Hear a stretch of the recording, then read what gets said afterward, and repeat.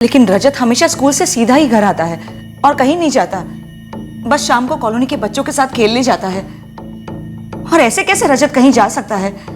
School से तो अपने दोस्तों के साथ ही निकलता है वो। लेकिन एक पॉइंट है जहाँ से रजत के बाकी दोस्त दूसरे रास्ते से निकल जाते हैं और रजत यहाँ अपने घर आता है अकेले। हमने उस रास्ते पे भी पूछताछ की, पर किसी ने भी ऐसा कुछ नहीं देखा कि किसी ने उसे जबरदस्ती उठाया हो। जिंदाड़े बच्चे को उठाना कोई हलवा पूरी तो है नहीं। बच्चा चीखता चिल्लाता, कोई ना कोई देखता जरूर।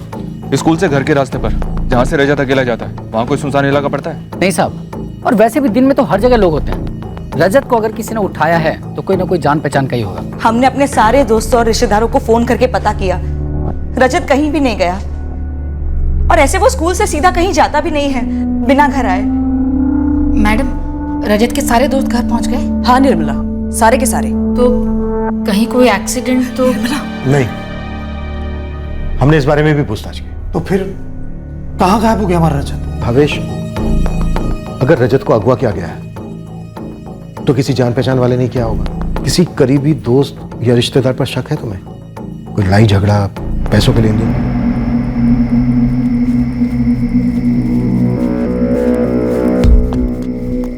गए पुलिस के पास। पुलिस घर आई थी क्या? सादे कपड़ों में थी, पर उनकी शक्ल पर लिखा था वही है। फोन वोन टैप किए होंगे? हाँ, किए ही होंगे। ठीक है, अभी हमें कुछ नहीं करना है। जल्दबाजी में हमें कोई भी गलत कदम नहीं उठाना है। यही सही रहेगा, चुपचाप बैठे रहते। हमें कौन सी ट्रेन पकड़नी है?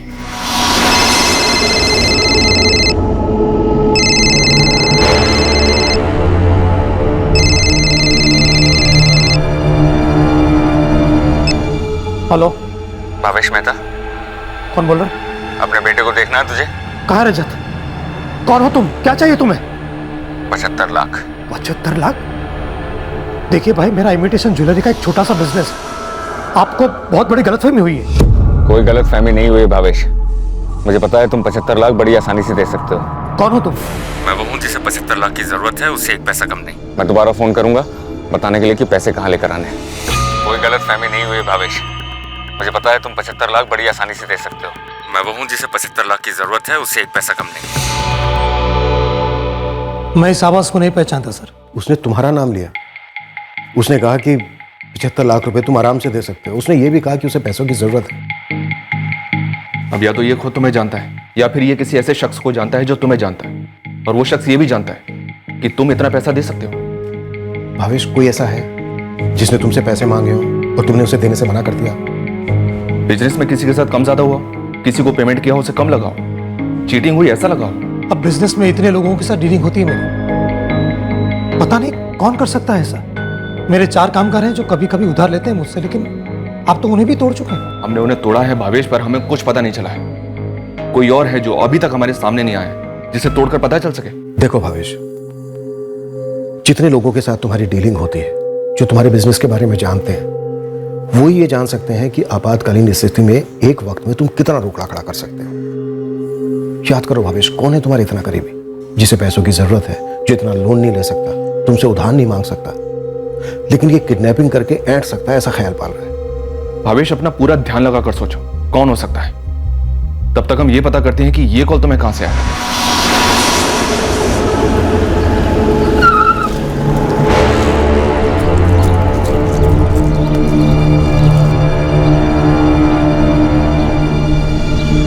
सर, वो कॉल आउट ऑफ सूरत से थी, पर लोकेशन एकदम सुनसान जगह थी।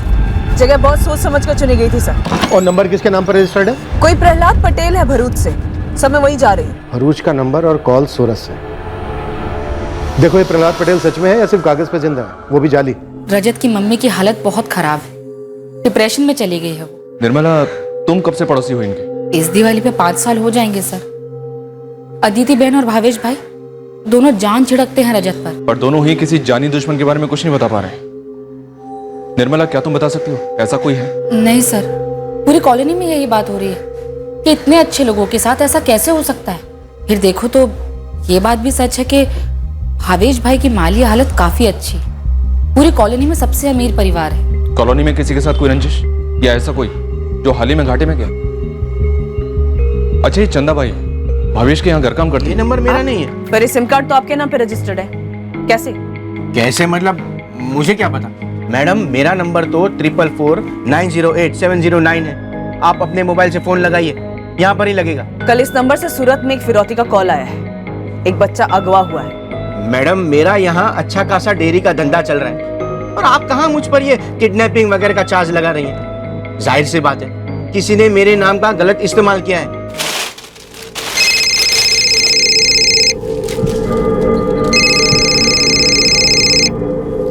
हाँ प्रवीण भाई, कैसे हो? मैं ठीक हूँ जयराम, तू कैसा है? हाँ बस ठीक हूँ, चल रहा है। सब ठीक ठाक चल रहा है ना जयराम? हाँ सब ठीक चल रहा है। क्यों भाई? नहीं, ऐसे ही पूछ रहा हूँ, घर में सब ठीक ठाक तो है ना?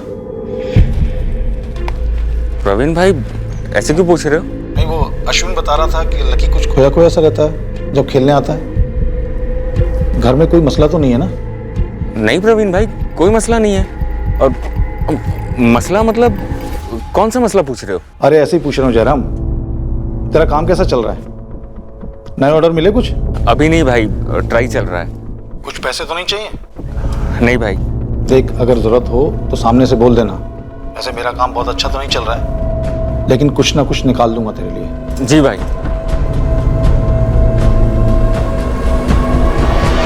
भरूच के इस प्रहलाद पटेल के नाम जो सिम खरीदा गया है, सर उससे सिर्फ एक ही कॉल हुआ इस भावेश को, उसके अलावा कोई कॉल नहीं। इसका मतलब ये सिम सिर्फ इसी कॉल के लिए खरीदा गया था। और सर, प्रहलाद पटेल का रजत के पिता भावेश मेहता के साथ कोई रिश्ता नहीं है। 3 दिन पहले 75 लाख मांगे गए, फिर एकदम चुप। उसके बाद अभी तक एक भी कॉल नहीं आया ये बताने के लिए कि पैसे कहाँ डिलीवर करने। क्या ये किडनैपिंग वाकई में पैसों के लिए हुई है? सर, दुश्मनी का कोई एंगल उभर कर सामने तो नहीं आ रहा है। भावेश ने जो लिस्ट दी थी उसके बिजनेस के एक एक कॉन्टैक्ट को खंगाला है। बस साहब, जितने भी किडनैपिंग गैंग है इस इलाके में, लगभग सबको तो आप लोग अंदर कर चुके हो। गुरु, ये कोई नया गैंग तो नहीं है? वो मेरी गैंग पता लगा लेगी साहब। ये किडनैपिंग पैसों के लिए ना हुई हो, पेशेवरों का काम ना हो। और बच्चा तो अगवा है, फिरौती के लिए कॉल भी आया। इसका मतलब बच्चा कहीं ना कहीं किसी ना किसी के कब्जे में तो है। कहाँ है पता नहीं, जिंदा है या नहीं पता नहीं।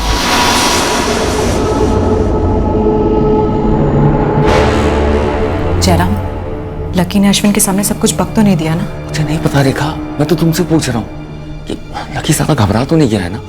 तुमने समझाया था ना ठीक से उसे? मैं उसे रोज समझाती हूँ कि रोज की तरह पेश आ, रोज की तरह पेश आ, लेकिन मुझे नहीं पता उसके दिमाग में क्या चल रहा है।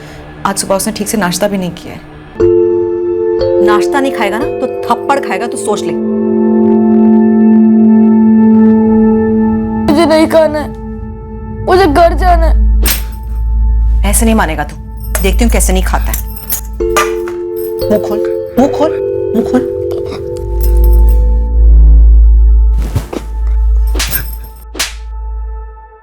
मुझे नहीं खाना, ये गंदा है। नहीं खाएगा ना तो पूरा दिन पानी तक नहीं दूंगी, ये सोच ले। चल मुंह खोल, मुंह खोल।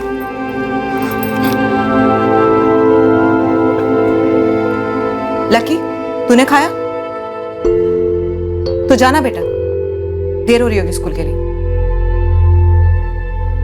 और बाद में मैंने देखा कि प्लेट वैसे की वैसे रखी है। सुनिए ना, आप एक बार लकी से बात कर लीजिए। अगर उसने घबराहट में आकर के किसी को कुछ बोल दिया तो हमारी खैर नहीं है।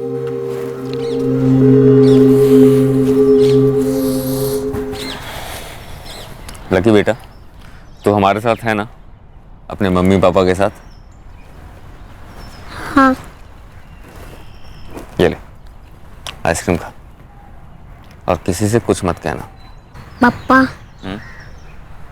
मुझे उसका नाम मालूम है। कोई बात नहीं।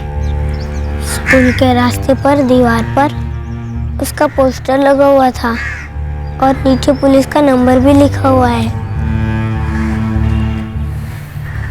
तो तू क्या करना चाहता है? पुलिस को फोन करना चाहता है? उन्हें सब बताना चाहता है? पर पापा, वो हमारे घर पर क्यों है?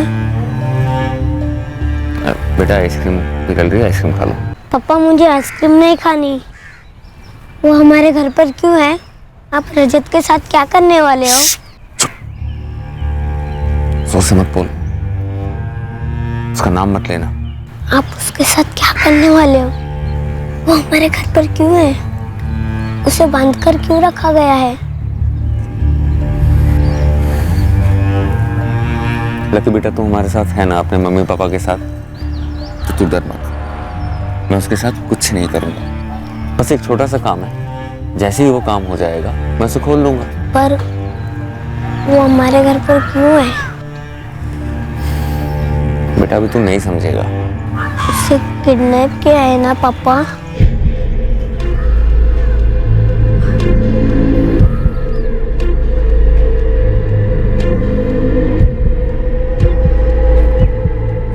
देख, अभी के लिए बस इतना समझ ले कि मैं उसे कुछ नहीं करूंगा, लेकिन तब तक तू चुप रहेगा। अश्विन भाई से, बड़े पापा से कुछ नहीं बोलेगा। स्कूल में भी इसके बारे में किसी से बात नहीं करेगा। अगर तू करेगा तो तकलीफ में कौन आएगा? आप और मम्मी। हाँ, बस तू मुझे और मम्मी को तकलीफ में देख सकता है तो तू चुप रह, नॉर्मल रह। आइसक्रीम खाना। फिर भी मैं डरा हुआ था, बहुत डरा हुआ था। मैं उस कमरे में जाने से भी डरता था। वो हमेशा बेड के नीचे होता था। मैं रोज सोचता, काश रजत अपने घर जा पाए, जैसे वो हमारे घर आया था अचानक, ऐसे ही अचानक गायब हो जाए। मैं बीच बीच में देखता भी था, ये सोचकर कि रजत चला गया होगा। लकी, तुझे कितनी बार बोला है मैंने, बेड के नीचे मत देखा कर। ये घर कब जाएगा मम्मी? तू उसकी फिक्र मत कर, वो हम देख लेंगे, भेज देंगे उसे। लेकिन तब तक तू रोज की तरह क्यों नहीं रह सकता लकी?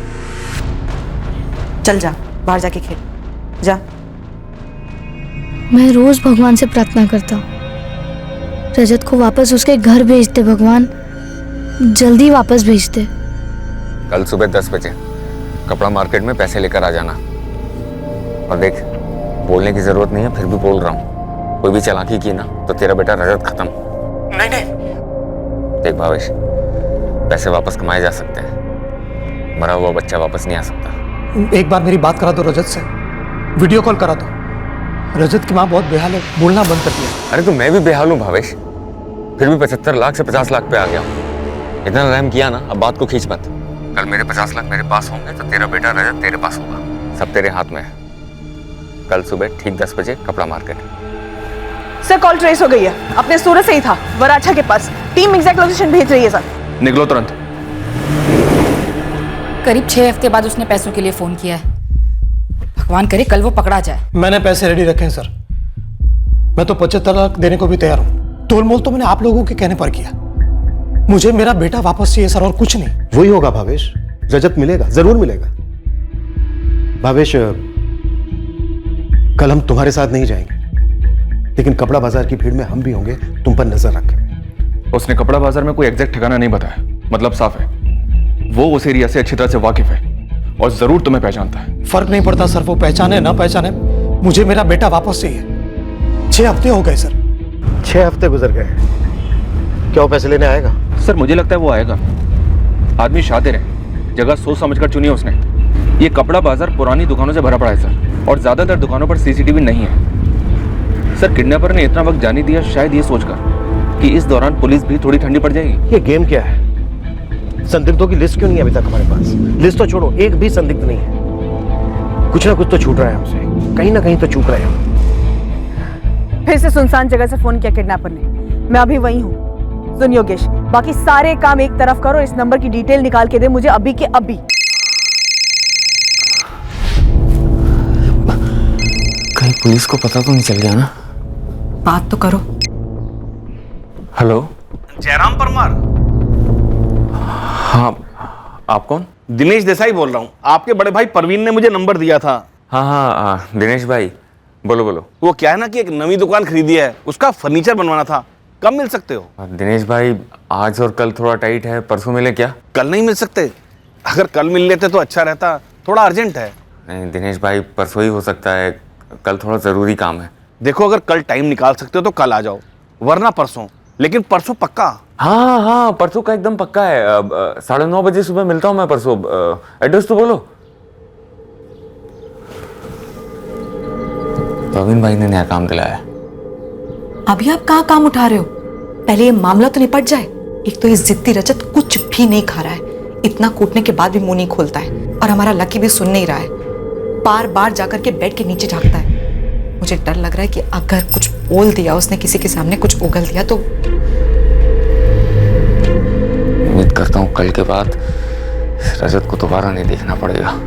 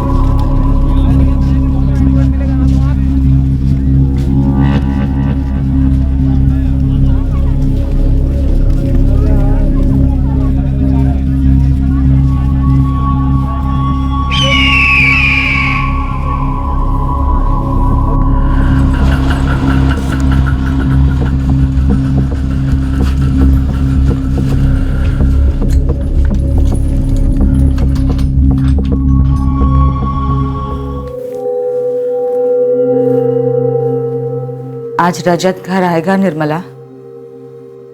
प्रार्थना कर रही हूँ अदिति बहन। और भावेश भाई गए हैं ना पैसे लेकर, देखना। लेकिन आज शायद वो बुरा वक्त खत्म हो जाएगा। पापा को लौटने दे, काम हो जाता है तो हम रजत को जाने देंगे। वो हमारे लिए कुछ मायने नहीं रखता बेटा, लेकिन प्लीज तब तक शांति से बैठा रहे।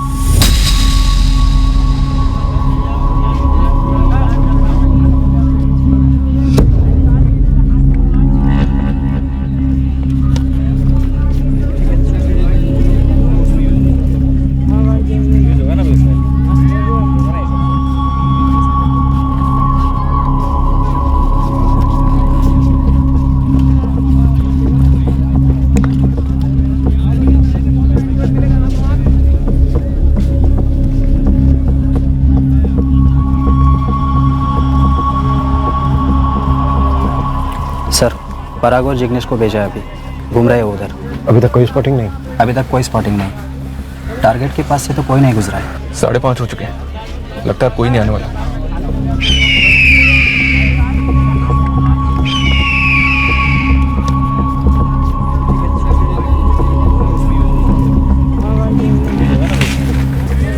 तो पुलिस की तरह मंडराना कब बंद करेगी? जब तक भावेश को पुलिस पे भरोसा है वो लोग मंडराएंगे। जब हताशा को वो उनसे दूर हटेगा तभी हमें मौका मिलेगा। मैडम, इस पुरुषोत्तम गला को ट्रैक करते करते अंकलेश्वर तक हो आया, जिसके नाम का सिम कार्ड दूसरे फिरौती कॉल में यूज हुआ था। मतलब सेम पैटर्न। इस बार किसी पुरुषोत्तम वाघेला के डॉक्यूमेंट्स यूज हुए। हाँ मैडम, लेकिन इससे भावेश मेहता का कोई ताल्लुक नहीं। भावेश, क्या हम अपने रजत को फिर कभी देख पाएंगे? साहब, कपड़ा बाजार में ऐसी फील्डिंग लगाई थी जो किसी भी सीसीटीवी कैमरे से कम नहीं थी। सबकी नजर आप पर, और आप पर जिसकी नजर थी उस पर हमारी नजर थी। अरे तो फिर वो बंदा स्पॉट क्यों नहीं हुआ? वो पक्का आपके मैदान छोड़ने का वेट कर रहा था।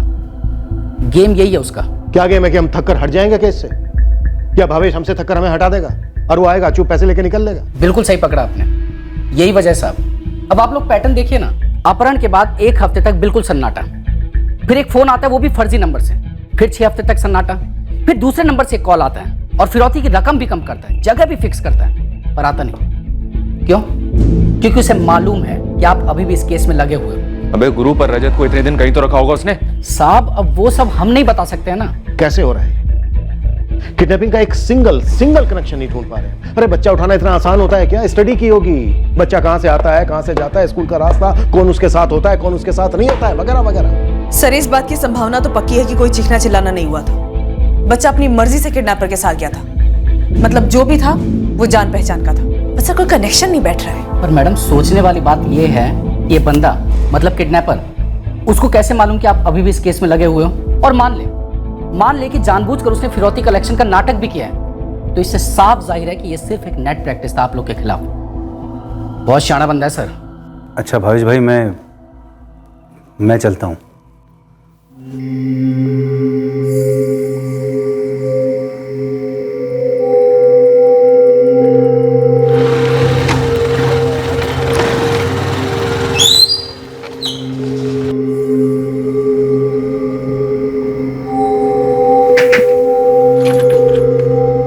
जयराम, ऐसा भी क्या बिजी हो गया तू है?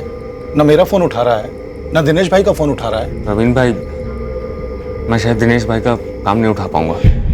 मैं आपसे बाद में बात करता हूँ भाई। दरअसल में कुछ अर्जेंट काम निकल आया है। राम, चल क्या रहा है? कुछ नहीं चल रहा है। क्यों? नहीं, तू इतना हड़बड़ाया हुआ सा है, रेखा इतनी परेशान लग रही है। हो क्या रहा है? नहीं, 8 महीने से तेरे पास एक भी ऑर्डर नहीं आया। मैंने एक ऑर्डर भेजा इतनी बड़ी कंपनी का, लेकिन भाई साहब के पास टाइम ही नहीं है काम करने का। तो भाई हम भी तो जाने ऐसा कौन सा लाखों करोड़ों का काम कर रहे हो आप? असल में एक बड़ा कॉन्ट्रैक्ट मिलने का चांस है, तो उसी की तैयारी में लगा हुआ हूँ। ये ख्याली बड़े काम के चक्कर में ना तू दरवाजे पे आए हुए काम को लात मार रहा है जयराम। अरे भाई, मैं लात वात नहीं मार रहा हूँ, और आप कृपा करो और मुझे अपने हिसाब से काम करने दो। 10 साल पहले जब ममता ने तुझे छोड़ा था और तेरे ऊपर दहेज का केस ठोका था और मुझे भी साथ में घसीटा था, तो कितनी मुश्किल से मैंने खुद को और तुझे उसमें से निकाला था। गड़े मुर्दे क्यों खा रहे हो भाई? एक मुर्दे से सीख नहीं मिलती ना, तो बहुत सारे मुर्दे छाती पे बैठ जाते हैं आके। तो घर पे ख्याली पुलाव बनाने से बेहतर है कि 2 वक्त की रोटी कमाओ ईमानदारी से। ऐसे छोटे काम छोड़ने से बड़े काम नहीं आने वाले। सपने रात को देखा करो सोते वक्त, दिन में करो काम, ठोस काम।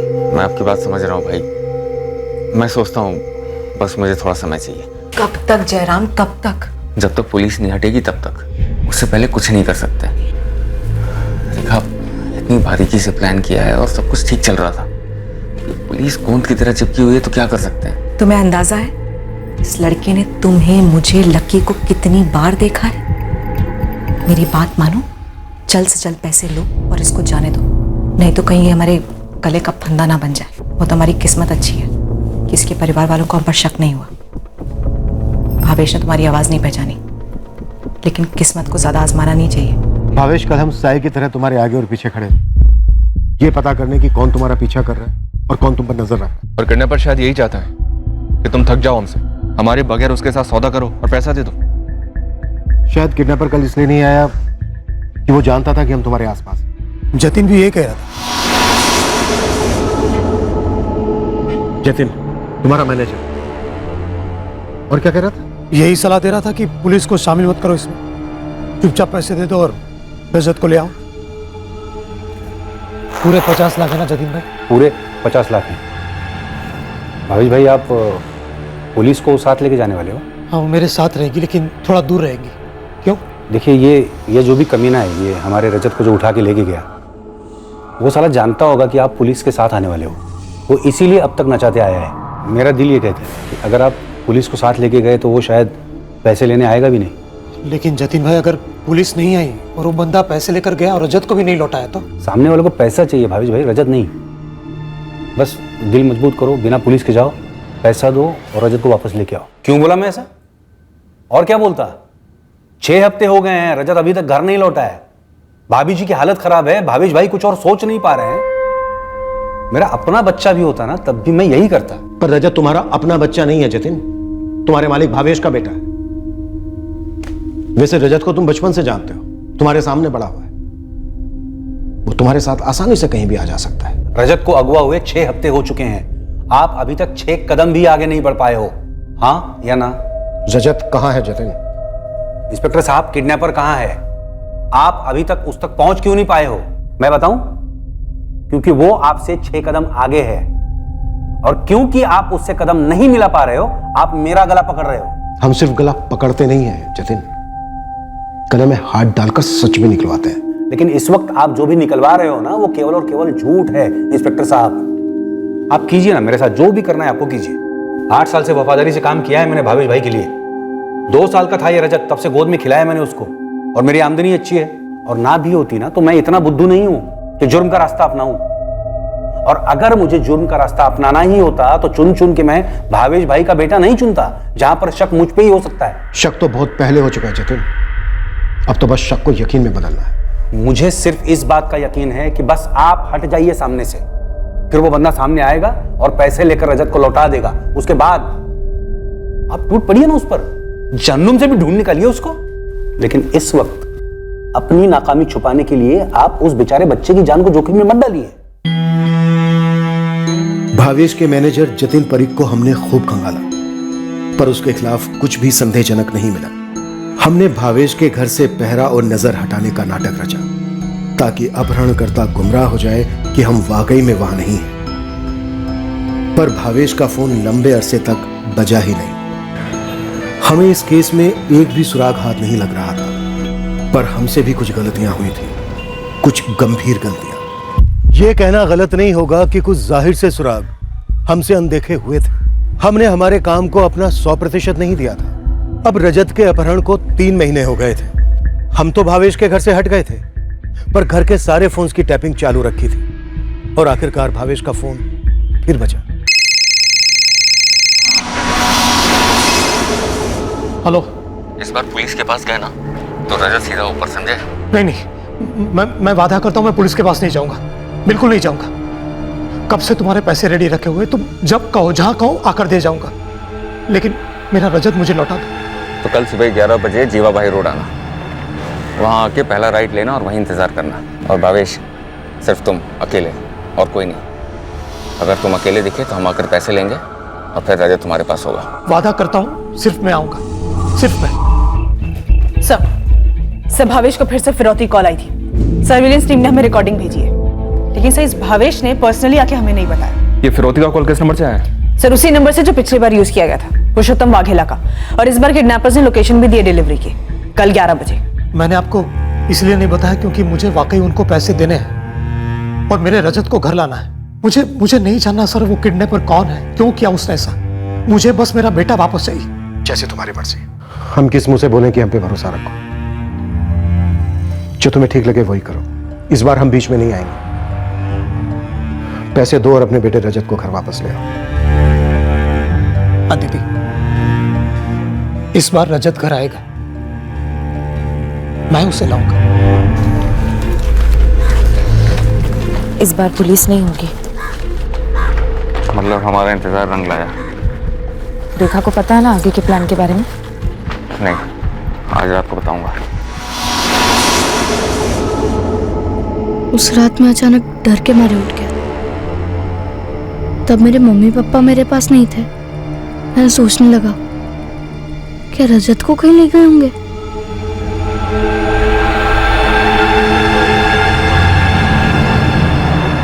मुझे उस कमरे में अकेले में डर लग रहा था। मैं बाहर आया, फिर कुछ ऐसा सुना जिससे मैं और भी डर गया। मुझे बहुत डर लग रहा है जयराम। अगर जाने दिया तो और भी डरावना हो जाएगा। लेकिन ये डर तो पहले से था ना, इसलिए मैं तुमसे बार बार बोल रही थी कि पैसे लो और उसे जाने दो, लेकिन तुम ही टालते रहे। देखा, हमारे पास कोई चारा नहीं है। रजत को मारना ही पड़ेगा। वो बहुत बड़ा खतरा बन गया है हमारे लिए। रेखा, बड़ी मुश्किल से इतने पैसे हाथ लग रहे हैं। रजत को छोड़ने की गलती नहीं कर सकते हैं। वो हमें पुलिस के हाथों पकड़वा सकता है। प्रिया आएगी, वो तुम्हारी मदद करेगी, ठीक है? तुम बस दिल पे पत्थर रखो और दोनों मिलकर उसे खत्म कर देना। उसकी बॉडी को सूटकेस में डालना और नदी में फेंक देना।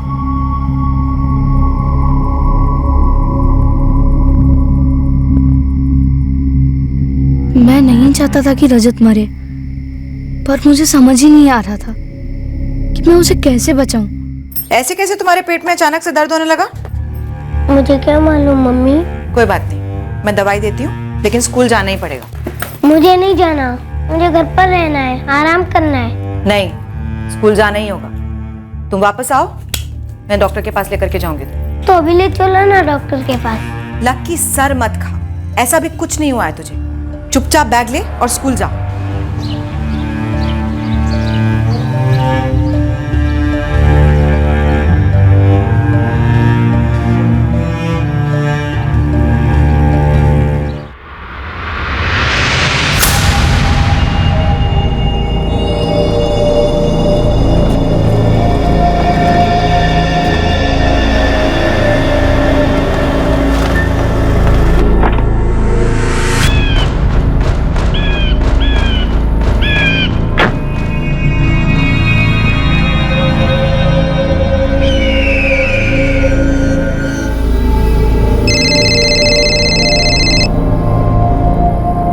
हेलो। अकेले हो ना भावेश? हाँ, मैं बिल्कुल अकेला हूँ। ठीक है, मेरा आदमी तुम्हारे पास बाइक रोकेगा, तुरंत पैसे उसके हाथ में दे देना। और रजत? जैसे ही मेरे आदमी के हाथ में पैसे आएंगे मैं अपनी टीम को फोन कर दूंगा। 10 मिनट में रजत अपने घर पे होगा। ठीक है। भेजो अपने आदमी को, मैं यहीं खड़ा हूं।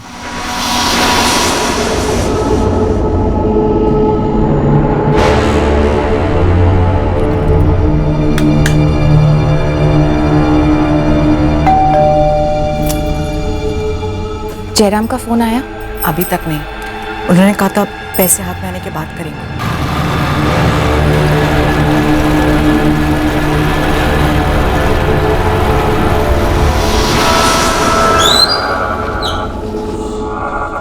मेरे बच्चे को जल्दी भेजना प्लीज।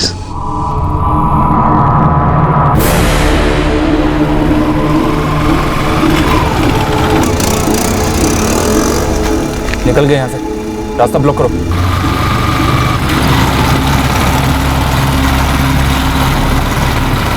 हाँ, रजत घर आया? अभी तक तो नहीं भावेश भाई।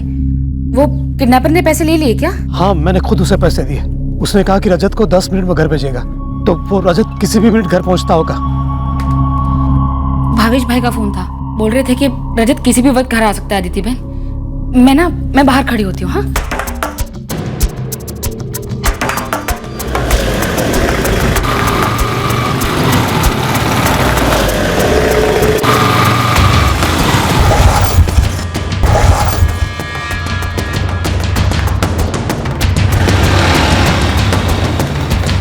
बाइक से उतर।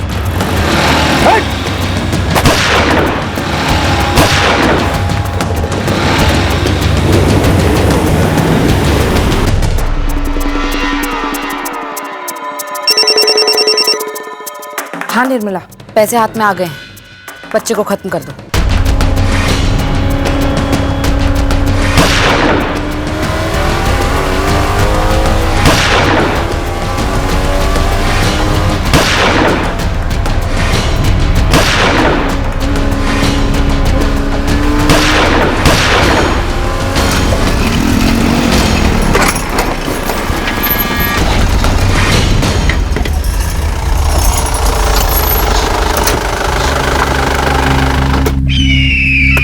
रजत का है? बोल साले, रजत का है? सर, मेरा बेटा घर नहीं पहुंचा सर।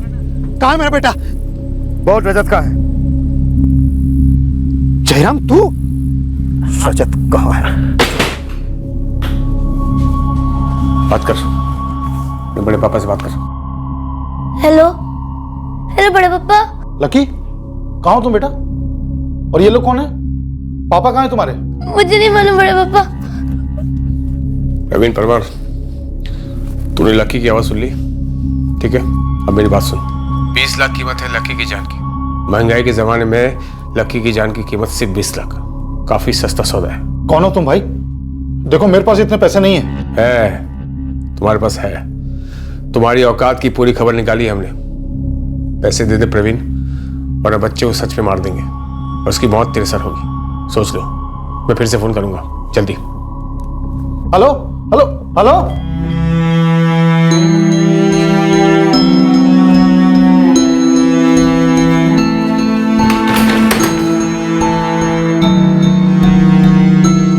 मैं नहीं चाहता था कि रजत को कुछ हो जाए।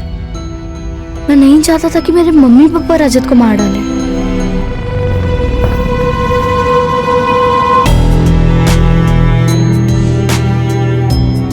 बच्चा कहाँ है?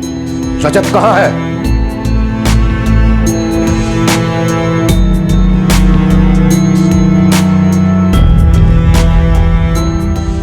अब मैं रजत की जगह पे हूँ। मुझे यहाँ नहीं रहना है। मुझे घर जाना है। मुझे मेरे मम्मी पापा के पास जाना है। लकी के अपहरण का केस भी हमारे ही पास आया। फिर एक छोटे लड़के की जान खतरे में थी। हम रजत के केस में बुरी तरह चूके थे, लेकिन हम वो गलतियां कतई दोहराना नहीं चाहते थे। रजत के साथ क्या हुआ था, लकी के साथ क्या होने वाला था? बच्चों का अपहरण न सिर्फ बच्चों और उनके माँ बाप को भयंकर तकलीफ देता है, बल्कि गुनहगारों के घर वालों की जिंदगी भी दुश्वार कर देता है। इस केस में खासकर ऐसा हुआ था। कल के एपिसोड में हम आपको दिखाएंगे कि कैसे रजत का अपहरण करता है। रजत के पापा भावेश मेहता की पहचान का था, पर भावेश को पता ही नहीं चल पाया। और लकी के अपहरण के पीछे किसका हाथ था, इन सभी जवाब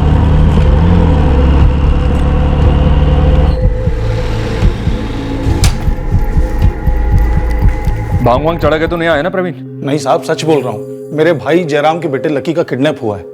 फिरौती का फोन आया था, 20 लाख रुपए मांगे हैं। कहीं तेरा भाई जयराम खुद ही तो ये खेल नहीं खेल रहा है? एक किडनैपिंग वो पहले कर चुका है, बेल पर बाहर है। शायद तेरा भाई जयराम अपने बेटे को अगवा करने का नाटक कर तो उससे पैसा एंट्री की फिराक में है।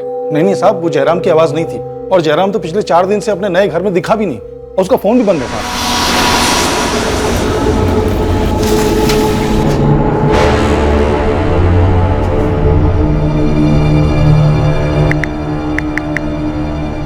તમે જો નંબરનો સંપર્ક સાધવા માંગો છો તે મોબાઈલ સ્વિચ ઓફ છે।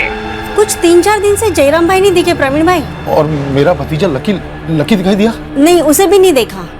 वहां से मैं लकी के स्कूल गया, 4 दिन से लकी स्कूल में भी एब्सेंट है। स्कूल वालों ने बताया कि 23 सितंबर से लकी स्कूल आया ही नहीं। ये फिरौती का कॉल किस नंबर से आया था? इससे आया था, और अभी बंद आ रहा है। साहब जो भी हुआ उससे लकी का कोई संबंध नहीं। वो बच्चा था, बच्चा है। तेरे भाई जयराम को भी जमानत मिली है, वो रिहा नहीं हुआ है और ना ही कभी होगा। उसकी मुकदमे की तारीख नजदीक है, उसकी ड्यूटी है यहाँ थाने में आकर हाजिर देने की। अब जयराम भी तो 4 दिन से गायब है। बस बस रहने दे। अबे 4 साल पहले तेरा भाई और उसकी बीवी एक बच्चे की जान के साथ खेले थे। अब बोल उसे खुद के बच्चे के साथ ऐसा ना करे। सर जयराम कोई खेल नहीं खेल रहा है। लकी की आवाज इतनी डरी हुई थी, कोई बच्चा अपने बाप से इतना कैसे डर सकता है साहब? उसकी आवाज से लग रहा था कि वो किसी के कब्जे में है। साहब वो अगवा हुआ है। चोर के घर में चोरी। और ये जो सस्पेंस किडनैपर है जिसने तेरे से 20 लाख रुपए मांगे हैं, तेरे पास है 20 लाख रुपए देने के लिए? हाँ है साहब। अच्छा, और ये बात तेरे भाई जयराम को मालूम है ना? हाँ साहब, लेकिन जैसा आप सोच रहे हैं ऐसा नहीं है। जयराम ने कुछ नहीं किया साहब। कोई तो है जिसने जयराम पे नजर रखी होगी। वो क्या कर रहा है, कैसे कर रहा है, उसकी सारी जानकारी इकट्ठी की होगी। जैसे तेरे भाई जयराम ने की थी रजत को अगवा करने के लिए। शायद सारे अगवा करने वाले ऐसे ही करते होंगे, और सब पकड़े भी जाते हैं। मैं हाथ जोड़ रहा हूं साहब, कुछ कीजिए। करेंगे, बिल्कुल करेंगे। देख 2 दिन पहले जयराम की यहाँ थाने में हाजिरी थी। अगर आज शाम तक अगर उसने हाजिरी नहीं लगवाई तो उसे फरार घोषित करेंगे, जन्म से भी ढूंढ निकालेंगे। वही तो मैं कह रहा हूँ साहब, जयराम को ढूंढ लीजिए। मुझे लग रहा है कुछ गलत हो रहा है, बहुत गलत हो रहा है साहब। लकी खतरे में है। वो दिन 7 जून 2013 मुझे अच्छी तरह याद है। मुझे स्कूल बिल्कुल नहीं जाना था, फिर भी जाना पड़ा। मैं बहुत डरा हुआ था, परेशान था। मैंने उनकी बातें सुनी थी। मेरे मम्मी पापा रजत का मर्डर करने वाले थे। मैं समझ ही नहीं पा रहा था कि रजत को किडनैप करके मम्मी पापा कौन सा काम पूरा कर रहे थे। मैं अपने मम्मी पापा को खोना नहीं चाहता था, ना ही ये चाहता था कि रजत को कुछ हो जाए। पर मुझे डर था कि कुछ बुरा होने वाला था उस दिन।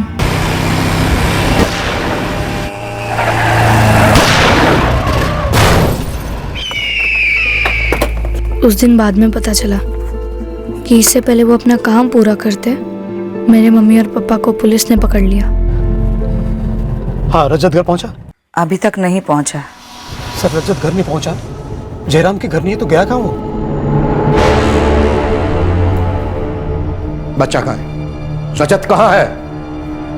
बोलो। वो यहाँ नहीं है। वो तो हमें भी दिख रहा है यहाँ नहीं है। कहाँ है? क्या किया बच्चे के साथ?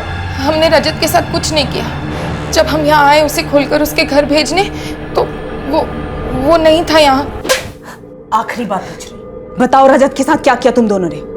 जहर दिया, गला दबाया या फेंक दिया? ऐसा कुछ भी नहीं किया हमने। मुझे लगता है वो खुद को छुड़ाकर भाग गया। 3 महीने से नहीं भागा। जब हम आज ढूंढने आए तो आज ही भाग गया। बॉलीवुड की फिल्म समझ के रखी है। जयराम की खाल तो खिंचेगी खिंचेगी, तुम दोनों की भी नहीं बचेगी। वक्त अब भी बता दो, कहाँ है बच्चा? क्या किया रजत के साथ?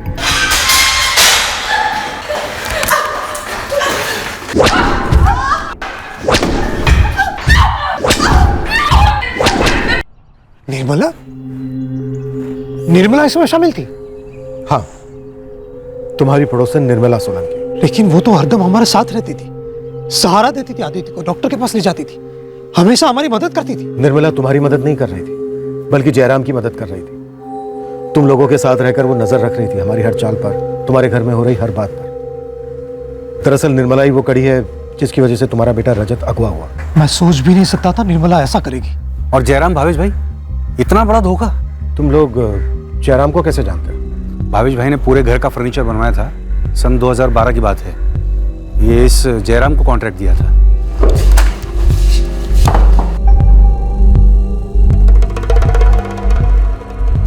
जयराम ने निर्मला के साथ मिलकर ये सब किया। मतलब जयराम ने निर्मला से दोस्ती की और दोनों ने साल भर मिलकर ये प्लानिंग की? नहीं, जयराम ने अपने बयान में कहा है कि ये अपहरण का जो आइडिया है ये हाल ही में प्लान किया गया था। और ये आइडिया दरअसल निर्मला सोलंकी का नहीं बल्कि उसके पति हरीश सोलंकी ने दिया था। ये थी वो सीरियस गलती जो हमने रजत किडनैपिंग केस में की थी। निर्मला सोलंकी पूरे समय वहीं थी, पर हमने उस पर हल्का सा शक करने के बाद बिना उसके बैकग्राउंड को खंगाले उसे अपने रडार के बाहर फिसलने दिया था। उसका बैकग्राउंड दरअसल एक जाहिर सा सुराग था। निर्मला का पति हरीश सोलंकी एक अटेम्प्ट टू मर्डर केस में आरोपी था। वो भरूच की एक जेल में कैद था और इस महत्वपूर्ण सुराग तक हम पहुंच ही नहीं पाए।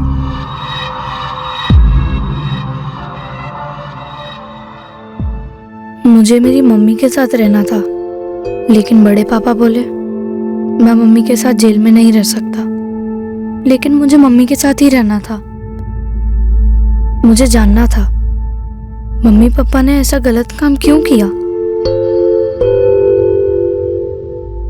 बेटा, हर चीज के लिए पैसा लगता है, पैसा काम करने से आता है। तेरे पापा के पास काम नहीं था, परेशान थे, उन्हें पैसों की जरूरत थी। लेकिन रजत को किडनैप कर कर पैसे कैसे आने वाले थे? पापा को लगा था पैसे आएंगे। रेखा, मैंने सोच लिया। क्या मुंबई जाओगे काम की तलाश में? किसी को घर लाएंगे, एक बच्चे को। क्या? एक बच्चा अगवा करेंगे, फिरौती लेंगे लाखों की। क्या बके जा रहे हो तुम? होश में तो हो? तगड़ी पार्टी है, करोड़पति। बाप आंख मूंद के पैसे देगा। किसका बच्चा है ये? क्या करने की सोच रहे हो तुम जयराम? मैं सोच समझ के बात कर रहा हूँ। और वैसे भी ये मेरा प्लान नहीं है, मेरे एक दोस्त का है। माहिर है वो इस तरह के काम में। हरीश सोलंकी नाम है उसका। वो समर्थ कॉलोनी में काम मिला था ना उस घर का, तब मैं मिला था इस हरीश सोलंकी से। क्या बात है जयराम, आज तुझे मेरी याद कैसे आ गई? हरीश भाई, लगी पड़ी है, बहुत समय से पैसों की तंगी चल रही है। तुम उससे हाथ मिलाने गए, एक क्रिमिनल से? हाँ। हम क्रिमिनल लोग हैं क्या? कोई क्रिमिनल पैदा नहीं होता है, हालात बनाते हैं हमारे जैसे हालात। हमारे जैसे हालात पूरी दुनिया के हैं जयराम। ऐसी की तैसी दुनिया की रेखा। मुझे सिर्फ 3 लोगों की फिक्र है, लकी की, तुम्हारी और मेरी। बस एक काम कर लेंगे, थोड़े पैसे आ जाएंगे, जिंदगी ठीक हो जाएगी, पटरी पर आ जाएगी। देखिए यार, अगर मैं जमानत पर भी रिहा होता ना तो तेरे साथ मिलकर कोई ना कोई काम जरूर करता। लेकिन इस बार जमानत की रकम बड़ी है, अटेम्प्ट टू मर्डर है ना, और मेरी पत्नी निर्मला भी रकम जमा नहीं कर पाई। आप मेरी यहाँ से कोई मदद नहीं कर सकते क्या? मतलब कोई तरीका बता दो, और जो भी पैसे आएंगे उससे आपकी बेल भी हो जाएगी। ये चोरी डाका कोई दूध भात है क्या? तजुर्बा लगता है, गैंग लगती है। एक दूसरा रास्ता है मेरे पास, आसान भी, और तू अच्छा माल छाप लेगा। क्या तरीका है बताओ ना। भावेश याद है तुझे? भावेश मेहता, अरे मेरा पड़ोसी, वही जिसके यहाँ तूने फर्नीचर का काम किया था। हाँ, भावेश मेहता, पैसे वाला तो है। उसके घर पे डाका डालना है क्या? घर पे नहीं, दिल पे। दिल पर मतलब? भावेश और उसकी पत्नी, इन दोनों की जान बसती है उनके बेटे रजत में। मैं उसके किडनैपिंग की बात कर रहा हूँ। हाँ, लेकिन करेंगे कैसे? मतलब मैंने उसके बच्चे को देखा तो है, लेकिन वो मेरे पास आएगा क्यों? आएगा क्योंकि मेरी पत्नी निर्मला ने न सिर्फ रजत को देखा है बल्कि उसकी देखभाल भी की है। निर्मला ने गोद में खिलाया उसे, और वो उसे अदिति से बढ़कर मानता है। निर्मला मदद करेगी तेरी, लेकिन 50% उसका। निर्मला से बात हो गई है मेरी। बात भी हो गई तुम्हारी? बात पक्की भी हो गई है। निर्मला को रजत की पूरी दिनचर्या मालूम है, कब स्कूल आता जाता है, कब अकेला रहता है। सही वक्त पे निर्मला रजत को मेरे हवाले कर देगी। और आप बच्चे को रखेंगे कहाँ? और कहाँ, यहीं। यहाँ? और लकी? लकी बहुत छोटा है, उसको कुछ समझ में नहीं आएगा। कितने पैसे मांगने वाले हो तुम? हरीश ने बोला कि 75 लाख तो कहीं नहीं गए, इतना तो भावेश मेहता आराम से दे देगा। और उसका आधा उस निर्मला को जाएगा। हाँ, और प्रिया को निर्मला जो देना चाहे दे देगी। अब ये प्रिया कौन है? प्रिया हरीश की बहन है, वो हमारे इस प्लान में मदद करेगी। हम कल रजत को उठाएंगे और उसके बाद जयराम कुछ भी हो, जो भी हालत में हो, मरने की हालत में हुए ना, तब भी मुझे फोन नहीं करोगे, ठीक है? और जो भी बात होगी वो मेरे और प्रिया के बीच होगी, और प्रिया तुम्हें बताएगी। हम दोनों के पास दूसरे फोन से बात करने के लिए। और जयराम, हम दोनों कभी फोन पर बात नहीं करेंगे।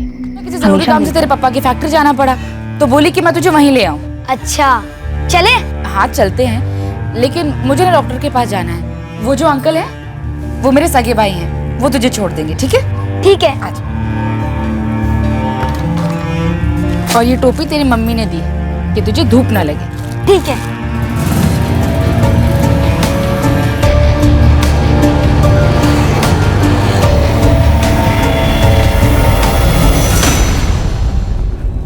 रजत दोस्त, 2 मिनट वेट करोगे? छोटा सा काम है, उसके बाद सीधा तुम्हारे पापा की factory. Okay boss? Okay boss uncle. बहुत गर्मी है ना, एक काम करते हैं, साथ में शरबत पीते हैं, फिर चलते हैं। ठीक है। आ जाओ। आओ दोस्त। मुझे घर जाना है। मुझे घर जाना है, छोड़ो। चुप हो जा। मुझे घर जाना है। अगर जरा भी रोया और चिल्लाया ना तो इतनी मार पड़ेगी कि हालत खराब हो जाएगी तेरी, समझा? बात सुनेगा ना तो खाना देंगे, पानी देंगे, अच्छे से रखेंगे, वरना मम्मी मैं तुम्हें छोड़कर नहीं जाऊंगा, नहीं जाऊंगा। मैं तुम्हारे साथ ही रहूंगा। तूने कुछ गलत थोड़ी ना किया है लकी। गलत तो तेरे मम्मी और पापा ने किया है। तू यहाँ नहीं रह सकता बेटा। लेकिन मुझे तुम्हारे साथ ही रहना है। मैंने बोला ना लकी, तू यहाँ नहीं रह सकता। हमने बहुत ज्यादा गलत कर दिया है। मैं मम्मी को छोड़कर जाना ही नहीं चाहता था, लेकिन वो मुझे वहाँ रहने ही नहीं दे रहे थे। बस उस एक ही रात रहने दिया। फिर बड़े पापा मुझे अपने घर ले आए। मैं अश्विन भाई के कमरे में रहने लगा। रोज अश्विन भाई के साथ ही स्कूल जाता और उनके साथ ही लौट आता। मम्मी पापा सिर्फ तब मिलते जब वो कोर्ट आते।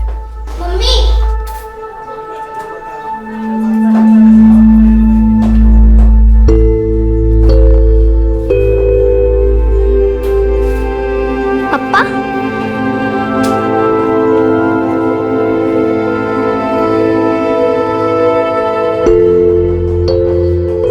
बड़े पापा ने बोला था मुझे कि मम्मी पापा को जेल से बाहर लाना मुश्किल है। बेटा मैं कोशिश कर रहा हूँ, लेकिन उनकी जमानत नहीं हो पा रही है। जमानत मतलब? कोर्ट से परमिशन लेनी पड़ती है ना। अगर कोर्ट इजाजत देगा तभी तुम्हारे मम्मी पापा बाहर आएंगे। लेकिन मुझे मम्मी पापा के साथ ही रहना है, तो मैं वहाँ जाता हूँ, वहीं स्कूल चला जाऊंगा। ऐसा नहीं मिलता बेटा, वो जेल है। जेल में ऐसे ही लोग रहते हैं जो गलत करते हैं।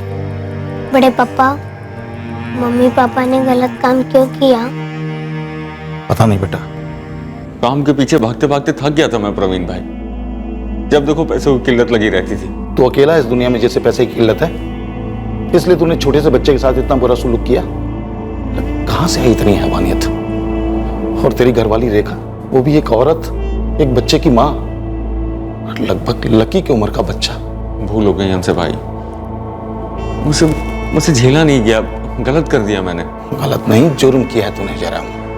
हमेशा के लिए मुजरिम होने का टप्पा तेरे माथे पे लग गया, और रेखा के भी। अगर कोई तेरे लकी को ऐसे उठा ले जाता तो। रेखा और मुझे दिल से पछतावा है, सच में। एक बार जमानत करवा दो मेरी। हाँ, मैं तो जज को जेब में लेके घूमता हूँ ना। मुझे एक मौका दे दो प्रवीण भाई, मेरी जमानत करवा दो। मैं वो अपने हिस्से की जमीन बेच देना चाहता हूँ, और उससे जो पैसे आएंगे ना, मैं उससे नई जिंदगी शुरू करूंगा। कसम खा के कह रहा हूँ प्रवीण भाई, ईमानदारी से काम करूंगा, मेहनत करूंगा, रेखा की जमानत करवाऊंगा, और भवेश भाई से जाके खुद माफी मांगूंगा। वो तो फूल माला और आरती लेके बैठे तेरे इंतजार में ना। माफ करेगा वो तुझे। बदला, रजत के अपहरण का बदला। हाँ, मुझे ऐसा ही लगता है, बिल्कुल ऐसा ही लगता है साहब। पर मुझे ऐसा लगता है कि भावेश का बदला नहीं, तेरे भाई जयराम का ही कोई पैतरा है?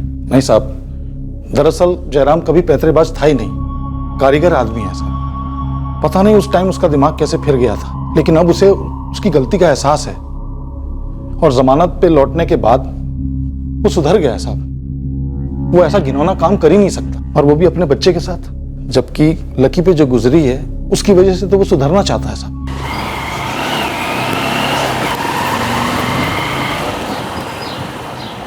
मैंने लकी को बताया नहीं कि तेरी जमानत हो गई है, स्कूल में ही है वो। अक्टूबर 2016 चल रहा था। एक दोपहर को जब मैं स्कूल से आया, मैं इतना खुश हुआ कि मैं बता ही नहीं सकता। पापा लौट आए थे, अब मुझे मम्मी चाहिए थी। अब हम मम्मी को भी बाहर निकालेंगे और फिर से नया घर बनाएंगे, ठीक है? सर, नवसारी में हमारी पुश्तैनी जमीन थी, वो बेची तो अच्छी खासी रकम मिल गई।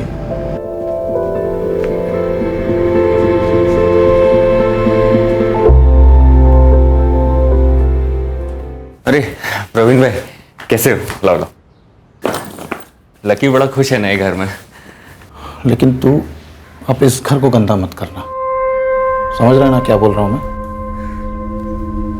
काम की तलाश कर और अपने आप को ऐसी चीज से दूर रखना जो आगे चल के तुझे मुसीबत में डाले, क्योंकि आदत है तुझे मुसीबत को दावत देने की। आप फिक्र मत करो प्रवीण भाई, मैं ऐसा कुछ नहीं करूंगा। बहुत बड़ा सबक मिला है मुझे। तेरे हिस्से के 20 लाख मेरे पास ही रहेंगे, वो मैं तुझे तब दूंगा जब वाकई में तुझे उसकी जरूरत होगी। नए सिरे से शुरू कर, जान लगा दे काम में। रेखा की जमानत करवा और जो कुछ हुआ उसे भूल के आगे बढ़। लकी के बारे में सोच। देख, उस नन्ही सी जान लकी ने इतनी सी उम्र में हद से ज्यादा तकलीफें झेली हैं, तो अब उसे कोई तकलीफ होने मत देना। तो साहब, मैं अच्छी तरह समझता हूं कि आदमी अगर एक बार जुर्म करता है तो हमेशा के लिए दुनिया उसे मुजरिम के तौर पे देखती है, उस पर कोई भरोसा नहीं करता साहब, चाहे उसके साथ गलत क्यों ना हुआ हो। मैं मानता हूं कि जयराम ने गलत किया, लेकिन लकी निर्दोष है, उसे बचा लीजिए। मैं सच कह रहा हूं साहब, वो आवाज जयराम की नहीं थी। उसके 20 लाख मेरे पास पड़े हुए हैं। सर, मुझे लगता है भावेश मेहता बदला ले रहा है और लकी खतरे में है, बचा लीजिए उसे साहब। चल चल चल। बच्चे, हम लोग तेरे को किसी दूसरी जगह ले जा रहे हैं। अगर भागने की कोशिश की और सुर बचाए ना तो जरा सी तूने आवाज निकाली था तो ये चलेगा। टिचक टिचक चल। समझा? समझा?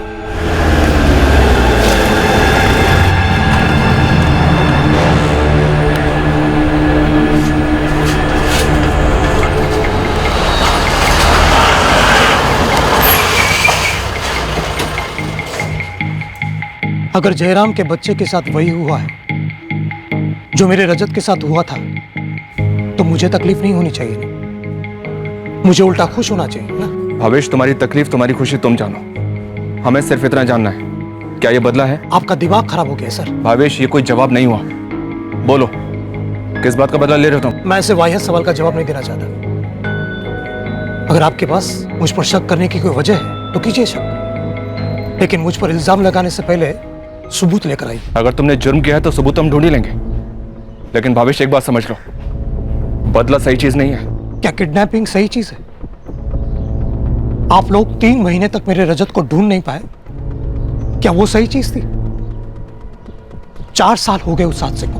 मेरी बीवी आज भी रात को नींद में चीखती है, दिन भर खामोश रहती है, मुट्ठी भर गोलियां खा के पड़ी रहती है, क्या वो सही चीज है? लेकिन बदले से कुछ नहीं बदलता, उल्टा दर्द का सिलसिला दोबारा शुरू हो जाता है। तो रोको उसे, और इस बार जरा जल्दी।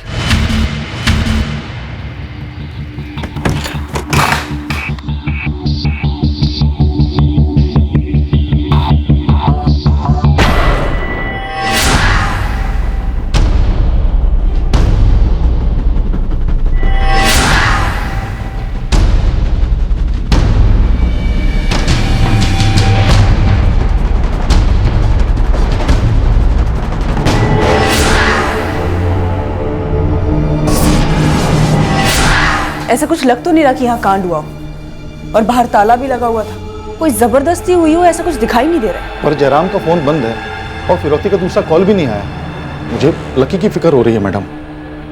मैं अभी भी आपसे कह रहा हूं, आप एक बार भावेश से फिर से पूछताछ कीजिए। सर भविष्य के बर्ताव से पता लगाना थोड़ा मुश्किल है कि लकी के अगवा होने से उसका कोई ताल्लुक है या नहीं, पर हो सकता है जो कुछ भी हुआ है उसका गुस्सा अब भी उसके अंदर पल रहा हो। जयराम एक आरोपी है, लेकिन जयराम को हमें ढूंढना होगा लकी को ढूंढने के लिए। सर जयराम का फोन स्विच ऑफ हुआ 22 सितंबर की रात को, उसी के एरिया में जहां उसने नया घर खरीदा है। भावेश के फोन रिकॉर्ड्स क्या कहते हैं? हो सकता है उसने एक कांड किसी के थ्रू करवाया हो, बदला लेने। ऐसा कोई शक करने वाला नंबर नजर तो नहीं आया सर। रजत का आरोपी हमारी आंखों के सामने था, लेकिन हमने उसे पहचाना नहीं। निर्मला रजत और उसके परिवार को जानती थी। निर्मला की मदद से ही पूरे प्लान को अंजाम दिया गया। इस केस में भी क्या कोई ऐसा है? रजत के केस में निर्मला ने प्लान एग्जीक्यूट जरूर किया था सर, लेकिन मास्टरमाइंड जेल में बैठा उसका पति हरीश सोलंकी था। ये जयराम भी तो जेल में था। हो सकता है जेल के किसी बंदे का इस्तेमाल हो इस कांड में। शायद कोई जयराम के बाहर आने का इंतजार कर रहा था ताकि जेल से उसके छूटते ही उस पर वार कर सके। शायद वो भावेश भी हो सकता है। शशि पता करो कि जेल में जयराम के करीब कौन था और उसके साथ रंजिश किसकी थी। जयराम का अभी तक कोई पता नहीं चला। और लकी का? किडनैपर्स ने फोन ही नहीं किया फिरौती के लिए दोबारा, जैसे हमने नहीं किया था जब हमने रजत को। इतिहास अपने आप को दोहरा रहा है प्रवीण भाई। हमारे किए की सजा हमारे लकी को मिल रही है। लेकिन पुलिस अब केस को सीरियसली ले रही है। वो जयराम और लकी को ढूंढने की कोशिश तो कर रही है। लकी ने कुछ गलत नहीं किया प्रवीण भाई। रेखा, हम लोग पुलिस की मदद कर सकते हैं। जयराम जब जमानत के बाद तुमसे मिलने जेल आया था तो उसने तुम्हें किसी के बारे में कुछ बताया था? मतलब क्या जयराम ने किसी को बताया कि उसे जमीन बेच के 20 लाख मिले?